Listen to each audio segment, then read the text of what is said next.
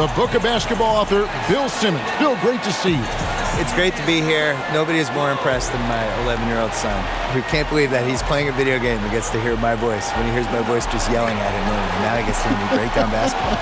But it's kind of fun, isn't it? And we've got time for a quick pregame report. With that being said, let's head to the sideline and our Hall of Famer, David Aldridge. D.A.? Sixers coach Brett Brown helped build this team from ground zero. There were some lean years in Philly. He's done a terrific job. Thanks, David.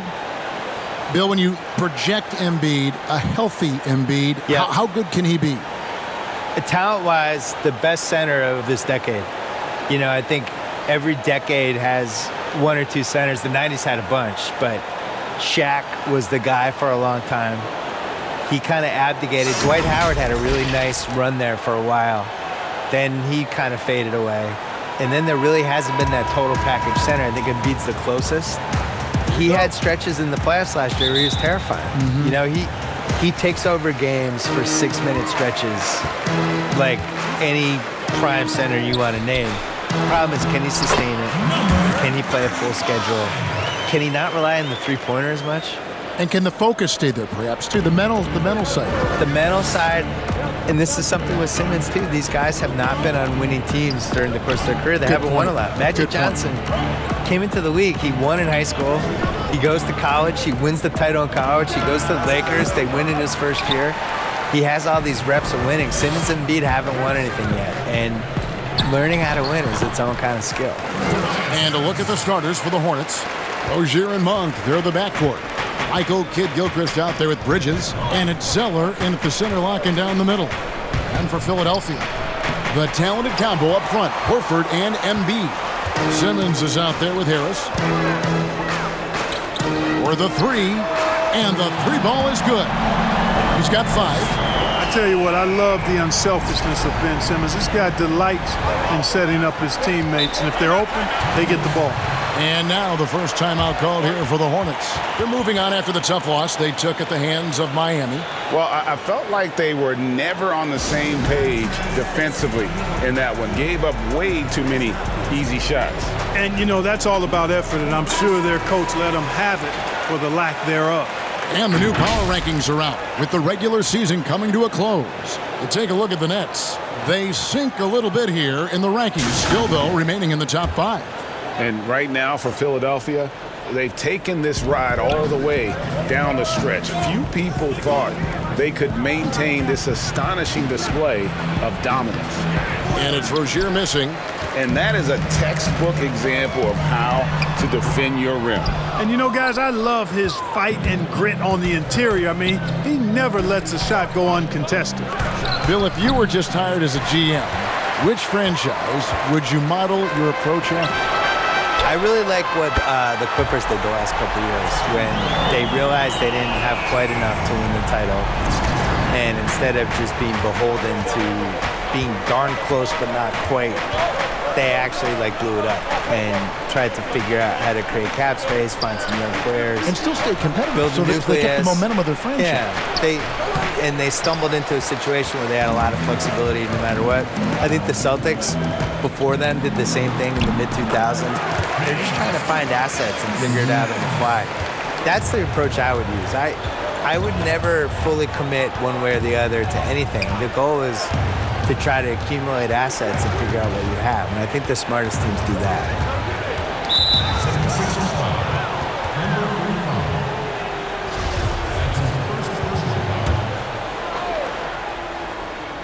If you're just tuning in, we've played about 2.5 minutes here in the first. Kidd-Gilchrist against Horford. 5 to shoot. Kidd-Gilchrist, the pass to Monk. Basket counts. Monk's got deceptive strength. You got to respect that. I mean, the defense throwing themselves all over him and at him, but he's still concentrating and knocking down the shot. To the paint, here's Embiid. No good on the shot. Some solid defense from Kidd-Gilchrist. Pass to Rozier. Shoots from the corner, and the jumper is good. Rozier's got it back down to a single-digit deficit for the Hornets. Sharing the basketball is a part of the game that Monk needs to continue to add to complement his shooting. Down low. 2 free throws coming up, and they call the shooting foul. Nice work to get it inside and draw the contact. Exactly. The defense determined not to allow the easy layup right there. They'll settle for making him earn the free throws. The first one falls.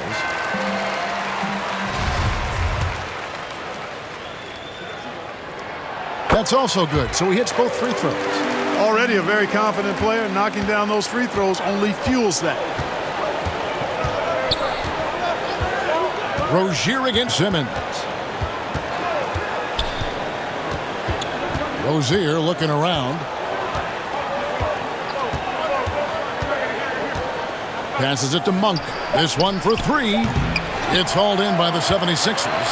Not really his best quarter as far as scoring. Let's see if he can eventually get back on track.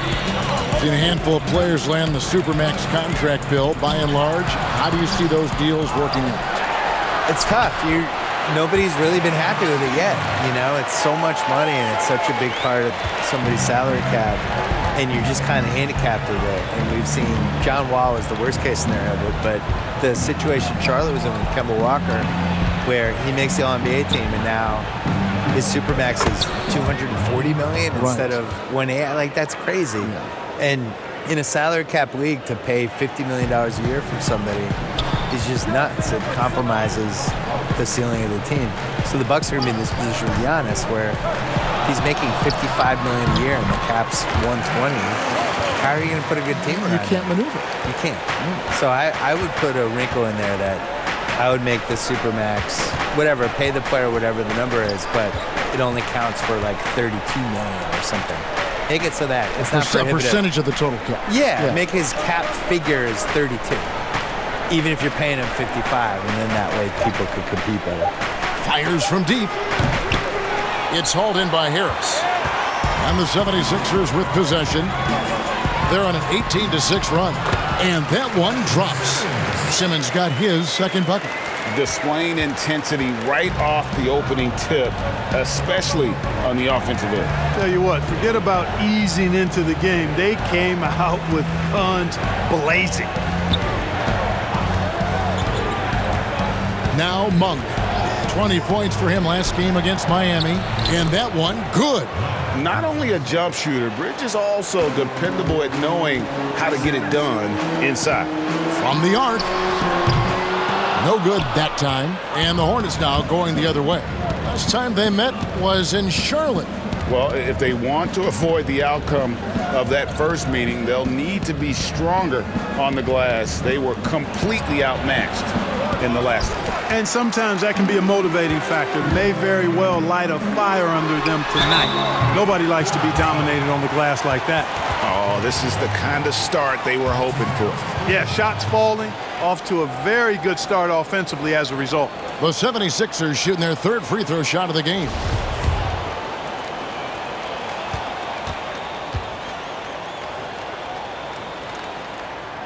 You know, over time, I think Harris has become really good at accepting more responsibility, and that's part of learning how to be a leader. When you look at Joel Embiid, enormous talent, you've talked about him a lot. How does Bill, he compare to some of the great centers? This is a very short sample with him, certainly, yeah. But how does he compare, you think, to some of the great centers you've seen, read about in your career? Talent-wise, he's up there. Durability-wise, he's also up there in the Yao Ming, Bill Walton kind of category of guys that I'm just not sure they're going to be able to stand. You kind of hold your breath. Is he too brittle? Is he too brittle? I don't like some of the decisions he makes. I think he shoots too many threes. The big thing for him is conditioning.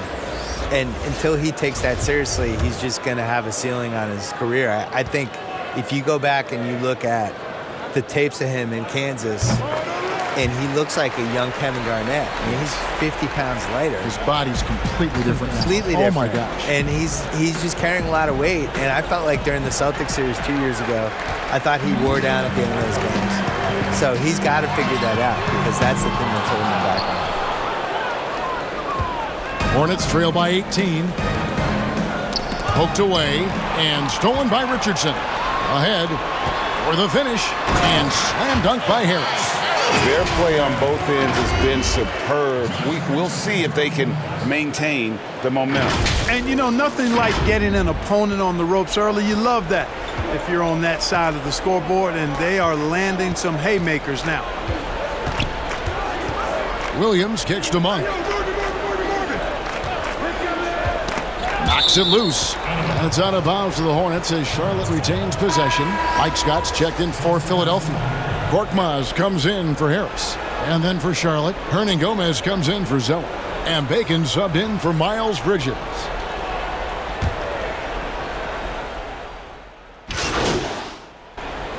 Teams deciding to change it up.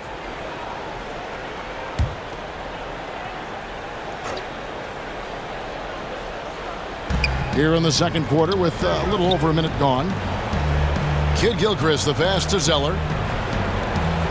Charlotte moving the ball around. And he lobs it up toward the rim. And here is Simmons. He's coming off a 16-point game against Memphis. And he was relentless in that one. I mean, he wanted to be the first to every rebound and almost was. On the court for Charlotte, Washington and Zeller are in the middle. Aiken is out there with Rozier, and it's Kid Gilchrist in at the small forward position. So with Ben Simmons and Joel Embiid, you have two players who consistently look to score in the paint. Yep.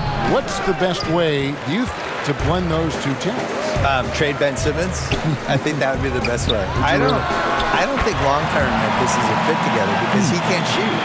And you can cheat it, and you can have him move off screens, and you can have him try to establish the fast break and all that stuff. But we saw in the playoffs, when everything slows down, they didn't know where to put him on the basketball court. And he basically became Ben Wallace in the mid-2000s, like sending screens for people and rebounding. And for Embiid, I want to surround Embiid with shooters. I want to model a team almost like Milwaukee did with Giannis. I want somebody who can handle the ball not only in fast break but half court too. And I just don't think they work together. I think there's a ceiling when you have those two guys as your best guys. And let's catch up with our sideline reporter, David Aldridge. Well, Kevin, Charlotte's had to wait a bit the last few years. Now, the city hosted the All-Star game last season. But for the Hornets, they've gone 3 seasons without a playoff appearance and 15 seasons without winning a playoff series. In that time, the franchise has had 7 head coaches and a shifting front office. But Buzz City is hoping that its wait for playoff relevance will end soon. Kevin? We all are. David, thank you. And now a chance to take a look at some numbers for him. And it's a nice month he's having. Something's got him motivated. He's become a much bigger contributor offensively. He's settled into the kind of groove that every player wants to get in. Bridges with the steal. And the pass to Rozier.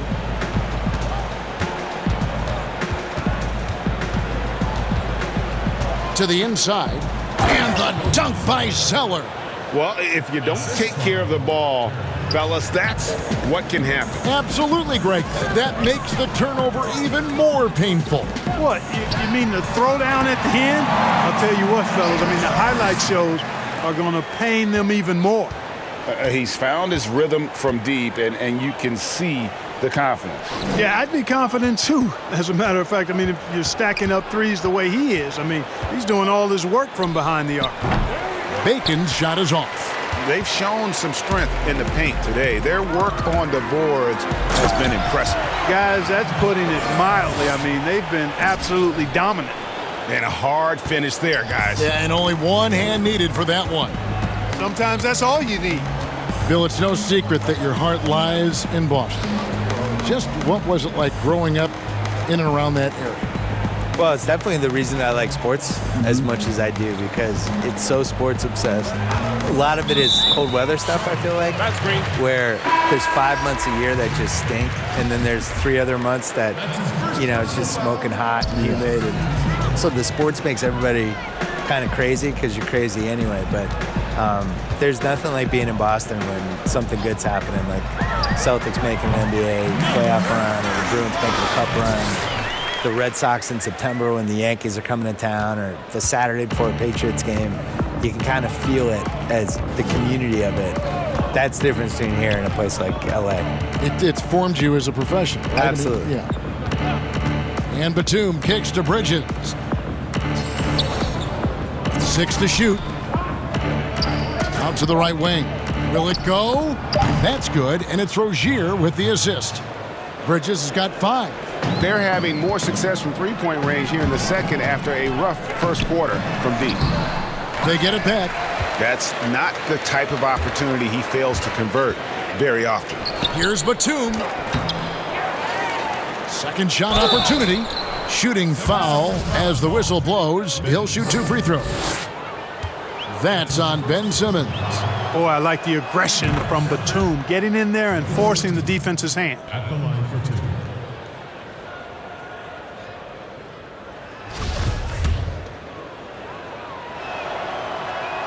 And he makes both free throws. You know, Nick Batum, out of France, taken 25th in the 2008 draft. If there was a redo, he's a lottery pick.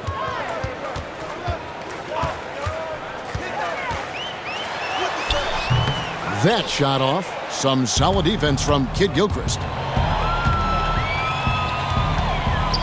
Bridges kicks to Zeller. Rozier the pass to Zeller. Back to Rozier.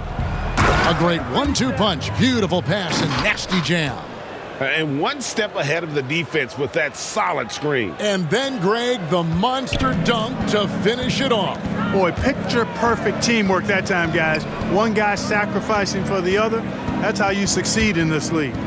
You've been producing documentaries, going deeper into athlete stories, which I know you love, because I think you're curious more than anything else. Yeah. So what drew you to that process? Initially, it was we dove into these stories. We thought that was the inefficiency of, instead of these big, broad type of documentaries, concentrate on events and players and moments and things like that. And I think as you get into that and you start doing it, it just becomes intoxicating. And the cool thing about it is no story should be told the same way you would tell somebody else's story. You just don't know. You got to figure it out. Like we had Steve Nash, his last Lakers season. He wanted to do a documentary about it. And then we spitballed it, and we decided it was actually a better idea to do an in-the-moment digital series about it that you could experience in real time with the thing. And it was the right idea, and that was really good. I think trying to figure out what story clicks the best with an athlete, how to tell whatever story they have correctly is the coolest part about that. You know, you can't go for the shot fake. As soon as Embiid has you in the air, it's over. You're done. First personal foul. And a chance for just a second to check out the scoring breakdown for the 76ers. At the line for 2. You know what, guys? It looks to me like they're really in sync here, all on the same page. They've already got a bunch of assists. And also, how about the fact defensively they're getting that backboard and getting out in transition, especially in this first half. And Embiid drops them both. The big man is so skilled and has such an infectious personality. Joel Embiid is hard not to love. I mean, he just oozes that kind of attraction. And his potential, unlimited. The edge on the glass is the difference. It's allowed them to build this lead. And really a reflection of their superior effort level to this point. It seems to me they've gone after this win a little bit more.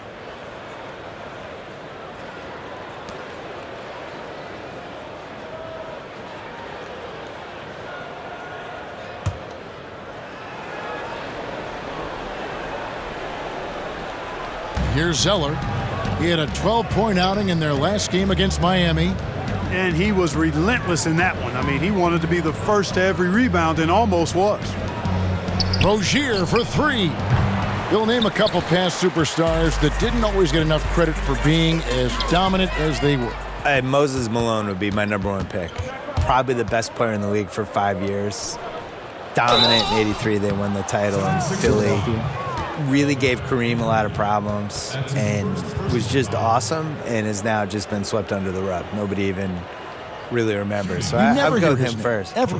Never. Well, it was part of the problem. They were tape delaying games back then, and we didn't have League Pass. Yeah. We didn't have a lot of that stuff. I think he was really underrated, and you kind of never know who's going to endure and who's not going to endure, which is one of the reasons I wrote my book.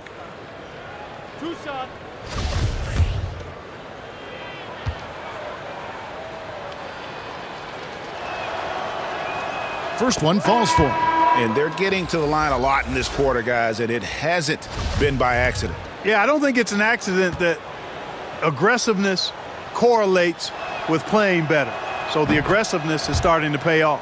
The 76ers making a switch here. Richardson's checked in. Philadelphia's gone 4 of 6 from long range in the second quarter. Solid shooting. Basket made. That gives him 7 field goals in 13 tries. You know, he started slow, but now in the second quarter, he's finding his groove. Charlotte calls timeout. Well, it's been an express lane to the rim. Coach can't be happy about that. And, you know, I think he's going to tell them simply, we have to show more fight on the interior. That's the top priority right now.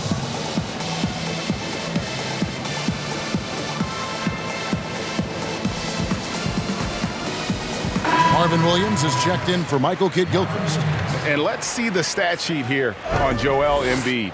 A wonderful string of games he's put together here lately. First in blocks, second in rebounding, and he's in the top 10 in field goal percentage, really able to power his way to the bucket and finish through contact. He has been a human highlight reel all season long. Clearly the best shot blocker in the game right now, and he has the numbers to back it up. Bridges, no one around him. That's good, and it's Rozier with the assist. Rozier's got 3 assists tonight.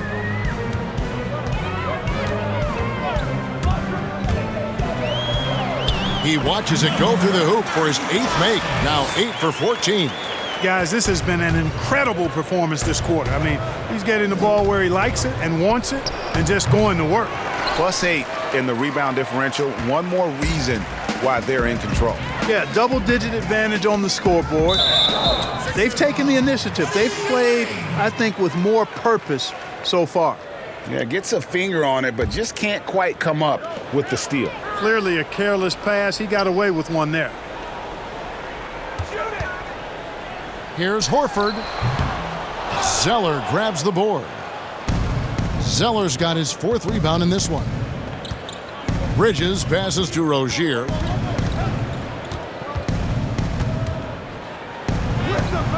Horford with the rebound. Certainly not the kind of night he was looking for at the offensive end, and it's had a ripple effect on the team. He got off to a slow start. It took him a little while to get into the flow of this game, but he's turned it on here in the second. And here's Rozier. He brings it up for the Charlotte Hornets. At the top of the key, Bridges.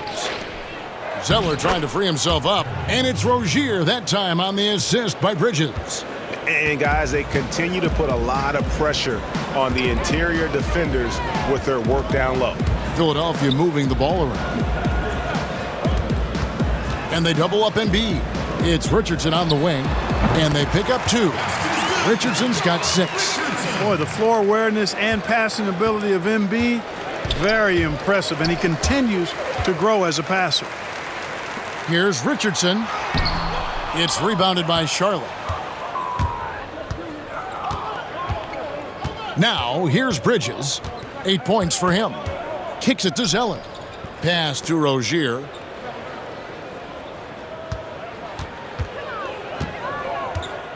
Back to Zeller. And the officials calling for a 3-second violation. And this gives us a chance to check out some league leaders, the top passing big men since we've entered the season's second half. Tobias Harris 3rd.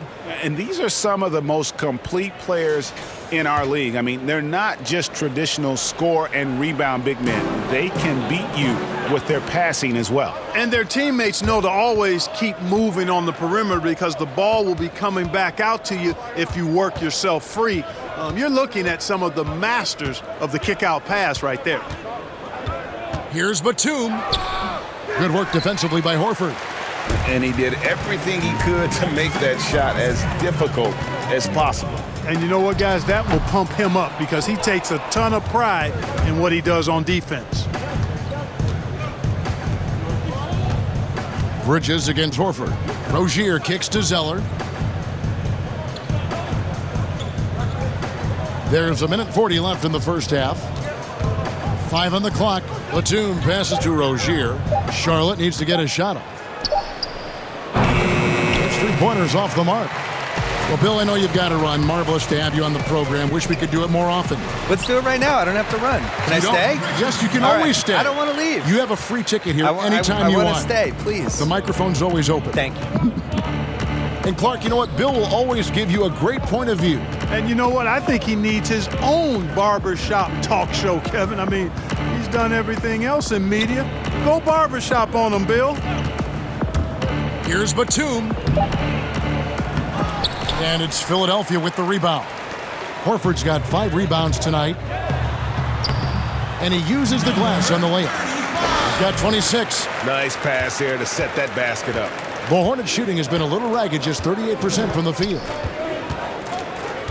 Rozier kicks to Zeller. Back to Rozier.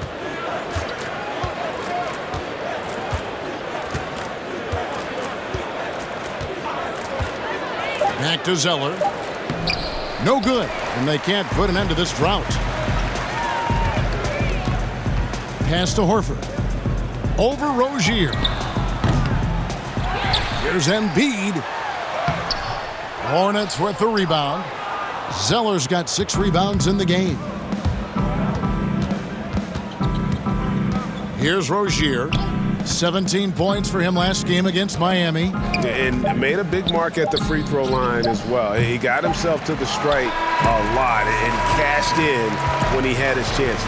And so it's the Philadelphia 76ers up by 33 points as the buzzer sounds. A huge lead for them. They've had active hands and have forced a lot of turnovers in this one.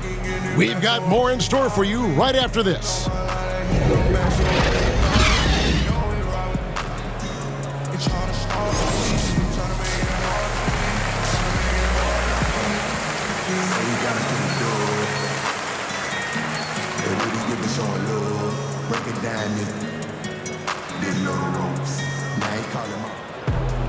And after a very lopsided first half, we'll see if things play out a little more evenly here in the second.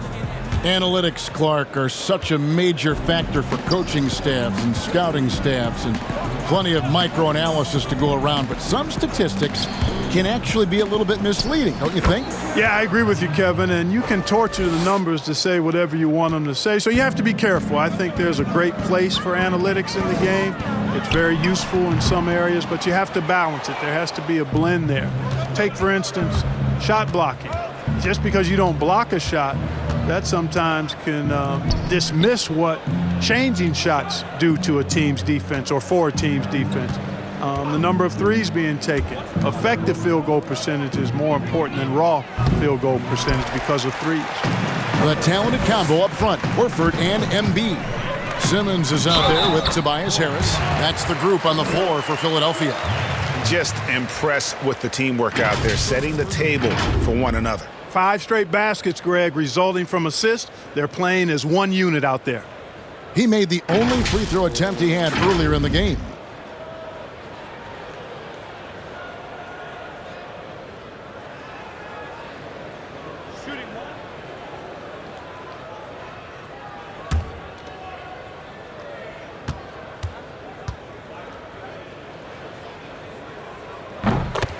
Well, you look at the career of Tobias Harris, and, boy, he's bounced around a bit. Has never slowed his development or production, though.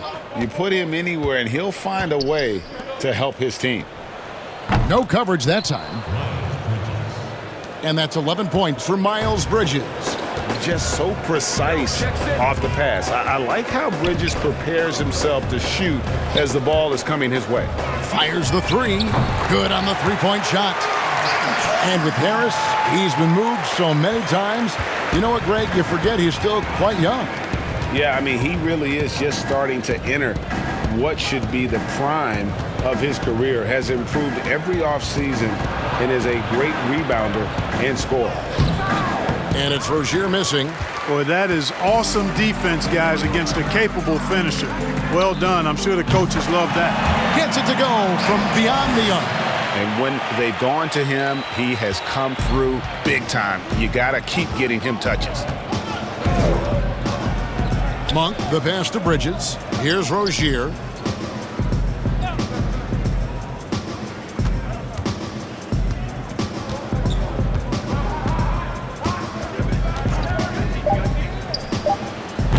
The shot that time, not on target. Now the 76ers take it the other way. Harris outside. There's the 3. Zeller grabs the board. Zeller's got rebound number 7 for him tonight. To the wing right side. The shot's good from Monk.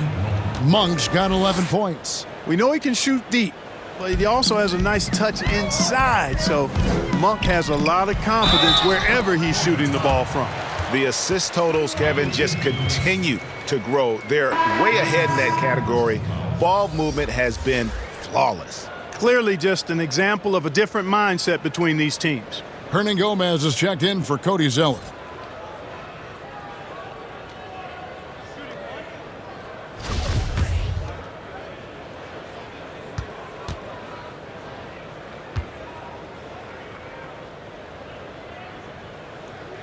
That's good from Horford.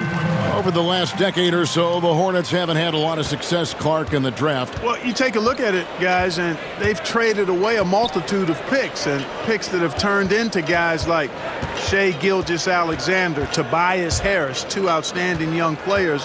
They've missed on the picks they've kept. I think they've got to do a better job of building from within. And here's Embiid. He'll bring it up for Philadelphia. Here's Simmons, and Simmons slams it in. Oh, and never shy about getting to that rack. Simmons so aggressive playing downhill. Nice dunk there. Rozier with the ball. 6 points for him. That's tipped. And that's out of bounds. Charlotte will retain possession. Charlotte ball. Mike Scott's checked in for Philadelphia. And then for Charlotte, Bacon, he's checked in for Bridges. And Ryan Brokoff subbed in for Terry Rozier.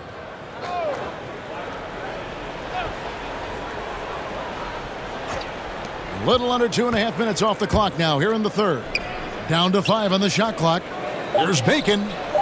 And it's off from three-point range. Now the 76ers with it. They're on a 14-5 run here. Offensively, defensively, they are in total control. And don't leave out the coaching staff here now. I mean, their game plan has been perfect. Here's Brokoff. He averages a bit over 6 points a game. Passes it to Monk. Here's Bacon, guarded by Harris. Here's Bacon. No points in the game yet for him. The shot by Monk is no good. Well, he had one three-pointer in the first half, but so far in the second, he's come up with goose eggs. Here's Bacon. Simmons pulls it in. Simmons got double-digit rebounds now in the game. For three, Harris. It's rebounded by Charlotte. Here's Bacon. He's averaging around 5.5 points a game. There's the pass to Simmons. The shot. The shot missing. You're not going to see that very often. Plenty of space, but he just, let's face it, he whiffs on that one. Monk, the pass to Brokoff.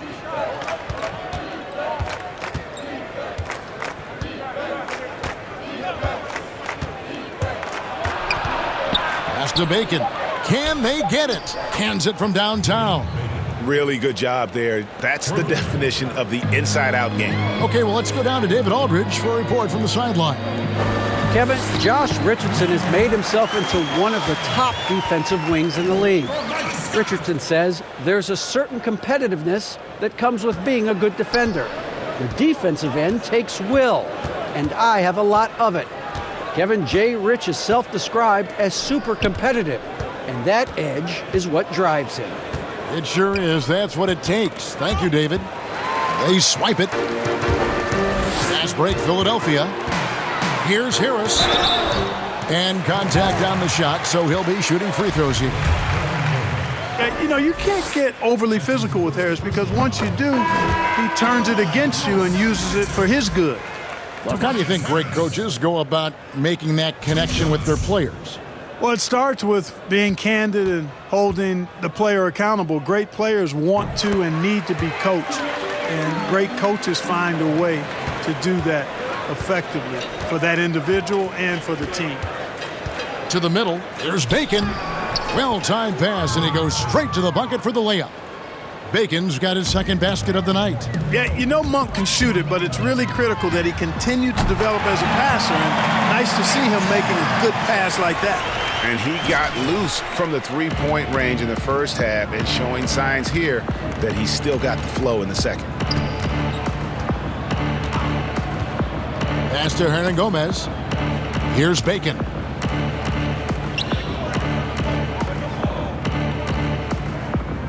Shot clock at 6.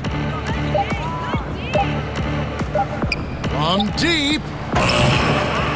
Scott pulls it in.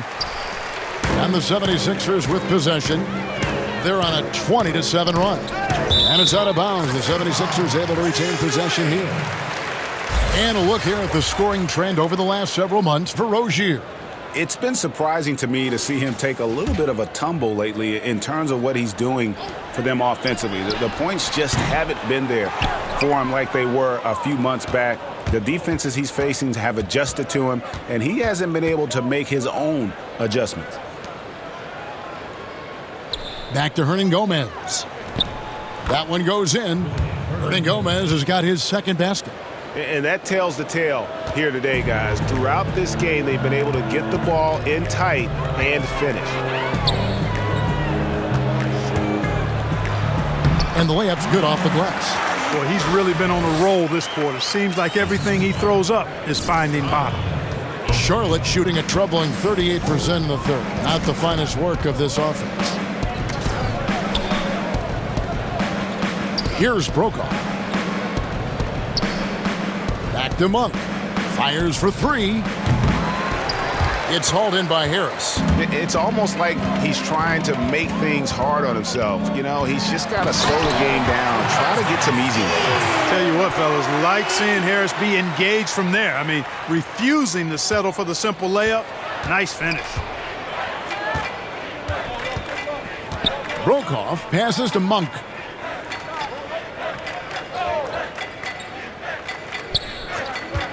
Wide open. And it's Philadelphia with the rebound. And the well is running dry for him right now. Nothing falling. And, you know, you can sense his frustration. This is going to be a test of his resolve here. And then Monk with the dunk. Monk, a nice finisher around the basket now, using his quickness to get past defenders on the drive. Kicks it to Harris. Inside. And he converts the layup. He has 38 in the game. Strong work for him at the offensive end, helping them to maintain that lead. Charlotte shooting around 36%. They're just not able to finish consistently. Now, here's Monk, guarded by Harris. Bacon's shot is off. Philadelphia's gotten the three-pointer to fall to the tune of 50% here in the third quarter. They've made 3 of 6. The quick look, no good that time. Here are the Hornets with the ball. They need a bucket in a big way here to regain some confidence. Great positioning on the putback. Oh, great timing. He is one tough customer on that offensive glass. You know, it's like he has a sixth sense of where that rebound is going. And that sixth sense, guys, might be better than just about anybody else's. What an exhibition he's putting on today. This is about as hot as you can get. Charlotte calls timeout. And there's been some turnover in the Philly front office, but through it all, some bold moves. Yeah, I'd agree with that, guys. First, the process, and we heard a lot about that as they were stockpiling draft picks and losing a lot of games. It was maybe the most drastic rebuild in NBA history, at least as I can recall. Then new leadership in Elton Brand, who's done an outstanding job, pushing all their chips into the middle to go for it. Great credit to him for not sitting back. In both cases, a plan and a direction, and that's what you want from your organization. And the Charlotte franchise has been stuck in the middle for so long with Kemba Walker leaving this summer in free agency. Greg, is it time for them to hit the reset button? A rebuild does seem in order. I'm not sure they have the stomach for it, but they need to tear it down to the studs and start over. That free throw, no good. And Clark, when you were playing, I imagine the pre-draft process was a lot different than it is today. No doubt about it. I mean, I came out in 1982 after my junior year, Kevin, and at that time, if you were a guy who was declaring early, you basically just had to go on whatever knowledge and information you could get from whoever, because there was no allowing you weren't allowed to go to a workout.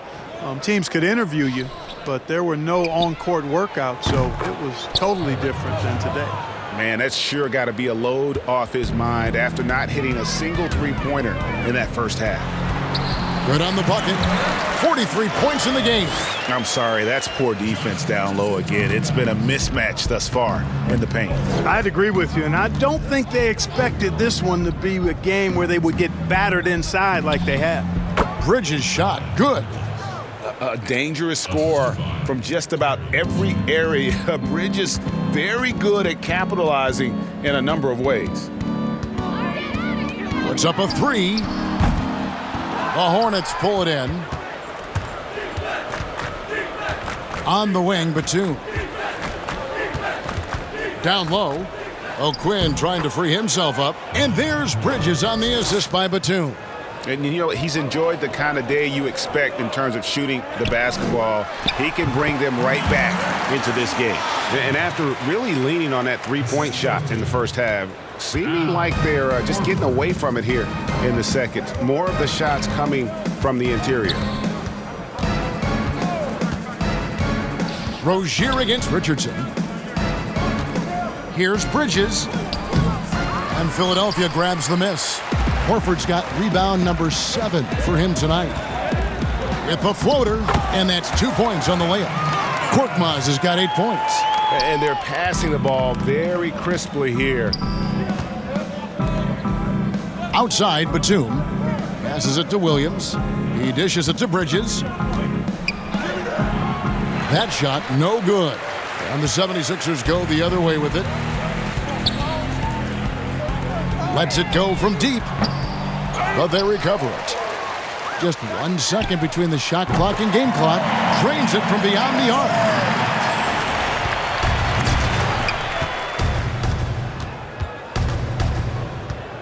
Now Rozier. To halt the run, and there's a nice layup inside by Bridges. Bridges has got 9 points in the quarter. That was just a perfect possession, getting it in tight for the high percentage shot. And so it's the Philadelphia 76ers, able to put on a show for the ages. Their defense has been active and effective. We'll take a quick break and then back to the action here. And a chance right now to show you our State Farm assist of the game. Just true artistry right there. I mean, great decision on where to go with the ball, and how about the perfect delivery? And they'd love to see every possession end this way. True team basketball.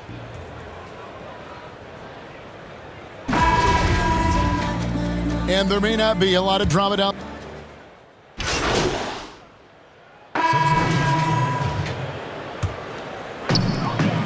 And Charlotte looking at who they've got. Hernan Gomez out there with Cody Zeller. Then there's Michael Kidd-Gilchrist.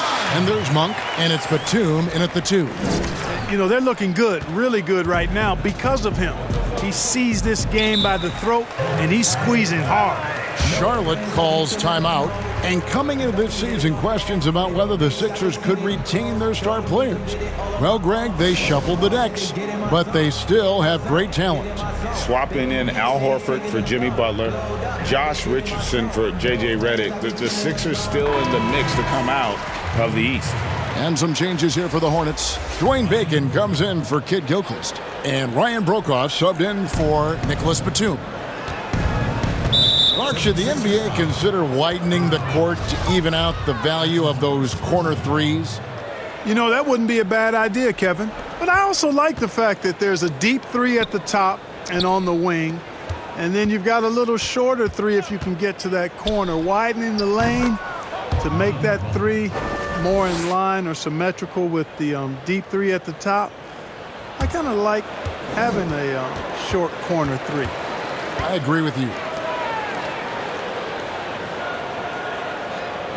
Clark, do you think the NBA should consider expanding the use of replay? I know you personally hate to slow the game down, but you also want the calls to be correct. Well, it depends on the circumstances, Kevin. I like the fact that replay is available and it helps enhance the ability of the officials to get calls correct. Expanding the use of replay, though, has to be done very judiciously. There are a couple of areas, goaltending would be one, where you take a look to see if that's the case. But I think flow of game takes priority over trying to get every single call right just because you think technology gives you a chance to do that. Monk for three. Nailed from three-point land. Monk's got 5 points in the quarter. He drilled one from deep in the first half, doing it again here in the second. Here's Bolden. And there's the pass to Scott. Shot clock at 5. The baseline J. And that one's good. Burke. From that in-between range, they've been the much better team. Well, when you knock down jumpers like that, it opens everything else up as well. Monk, the pass to Zeller. Back to Monk.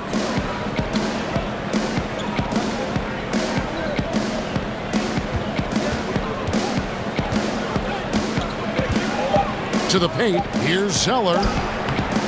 It doesn't go for him.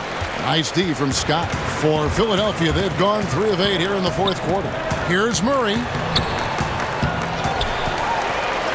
And there's 2 points. Working on the glass, paying off that time. Big miscommunication on defense. He recognizes it and quickly takes advantage. Boy, the defense looks shell-shocked. I mean, they're on the ropes right now, on their heels. And he has starting to turn it on now after that slow start. For a couple years now, the NBA has released the last 2 minutes report detailing missed calls in any game. Does it hurt the officials to have that information out there? I don't think it hurts. It's not always comfortable, but I like the transparency of the move. I really do. I think when we're transparent about the human nature of what we do as broadcasters or referees or players or coaches, I think it makes for a better product. So I'm in favor of that. Out of bounds. Charlotte takes possession. And that's just carelessness there. I mean, you have got to have your head in the game. And the Hornets making a change here. Martin's checked in. Charlotte has gotten off to a great start from three-point range in the final quarter. They're a perfect 3 of 3. Bacon sinks the three-pointer. They've given up a lot of three-pointers here today. And their defensive rotations have been non-existent. And so it's Burke who brings up the ball for the 76ers. It's stolen by Hernan Gomez. Here's Monk. It's blocked. Pass to Burke. And he banks in the layup. And defensively, they are on their heels every time the ball comes inside. Yeah, I think they've got to ramp up the aggressiveness, Greg. I mean, if they don't, things are just going to get worse from here. Here's Bacon. And another 3 for Charlotte. Yeah, that's too good a look to give them from behind the arc. Here's Burke. Clark, last season we saw more of the global game series from the NBA. A couple games in Mexico, one in England. It's nice to see. Yeah, it really is, because I actually 6 years ago had a chance to be with the Pacers in the global games in the Philippines, and then Taipei, Taiwan with the Rockets. Great experience for the players and the organizations. It's an additional level of travel, no doubt, about a week to 10 days where you're in another country, but it's great for the game and it's great for the fans in those countries. Ennis, he's checked in for Philadelphia. Martin kicks to Graham. And here is Hernan Gomez. Graham with the ball. To the middle. Here's Ennis. No good on that one. Great D that time from Martin. Now Graham to the inside and finished off by Hernan Gomez. It all started with the pass. That's what coaches love to see, ball movement. Some nice ball movement here by the 76ers. Hits it again. Wow. And he's up to 52 points. Yeah, making a GA look all too easy right now. To the middle, here's Washington, takes it up with both hands and rips it down. Yeah, just solid work on the back end of that play. Yep, you're right. Finished hard with two hands on that stuff. Yeah, highly efficient, nothing extra special there, just effective. The Hornets shooting well. They're at 45%. Here's Graham. He's covered by Murray. Poke loose. Martin kicks to Monk. Clock at 6. Back to Martin. The three. And another three for Charlotte. Hey, I'm stating the obvious here, but he was very comfortable taking that shot. Not a defender in sight. And out of bounds as the Hornets gain possession. That is just a careless turnover. You've got to be smarter in those exchanges.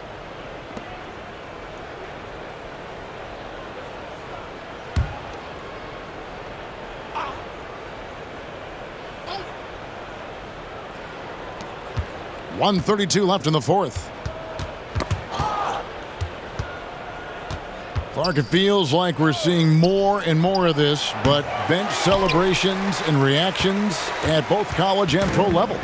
Yeah, you know what, Kevin? I think it's an outgrowth of the social media platform. You're right. I agree. I think there's no question because anything that can be done that's creative and fun is going to find a life on social media and maybe go viral. And guys know that. They're aware. I mean, this generation has grown up with social media. So they understand that they could be seen beyond just the arena if they do something pretty clever. And you and I are sitting over here watching it. We're laughing as much as anybody else, aren't we?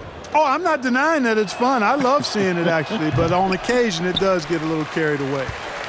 When you watch the Hornets play, you can expect a very controlled game. Yeah, you know, they don't push too much and make silly mistakes. Fantastic when it comes to minimizing turnovers, controlling the pace. They've been one of the best teams at keeping turnovers down since 2014. And the shot is good. Look, it's always great to get into a rhythm, but do it when it matters. Now they're playing with urgency. They could have done it much earlier before the game was out of reach. 40 seconds left here in the fourth quarter. Here's the Hornets with the ball. Pass to Monk. Inside. Here's Washington. And that one is stuffed right through. And, Kevin, lots of standing around and watching by the defense that time. And he makes them pay, doesn't he, Greg, with that emphatic slam. And guys, that'll get his heart rate up a little bit, I can tell you that. Watch out. He can be a dangerous player when his motor is revved up that way. Graham, the pass to Washington. Uses both hands to slam it down. And that assist got him a little nod from his teammate after that one. No good from outside. Graham surveying the floor.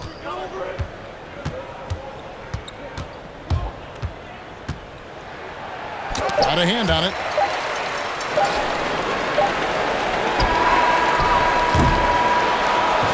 So it's Philadelphia winning this one easily. It was a tale of two teams tonight. One that was in total control, operating flawlessly, and the other just searching for answers that they could never find.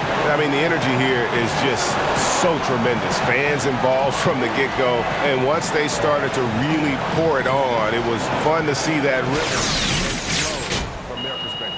That about does it for the final game of the NBA regular season. For Greg Anthony, Clark Kellogg, and David Aldridge, this is Kevin Harlan saying thanks for watching, and we'll see you next time.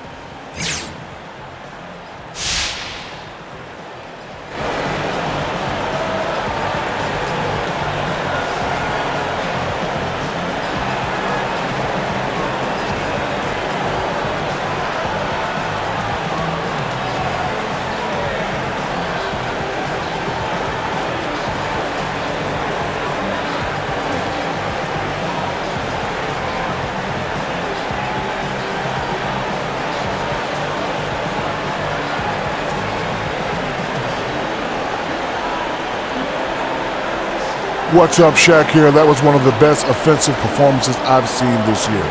If you can keep it up, I might even give you one of my nicknames. Oh man, coming from you, Shaq, a lot of extra hours in the gym, trying to perfect certain moves, add some different other ones. You saw the results of that tonight. But I do believe the best is still ahead, and I hope to prove that next time out. I know you will. And if you do, nickname time.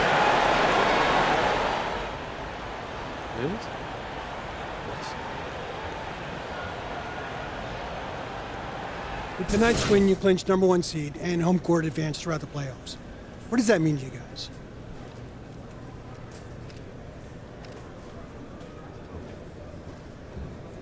It's big. You know, our fans gives us a huge boost. So to be able to go out there and secure that bag, it means a lot to us.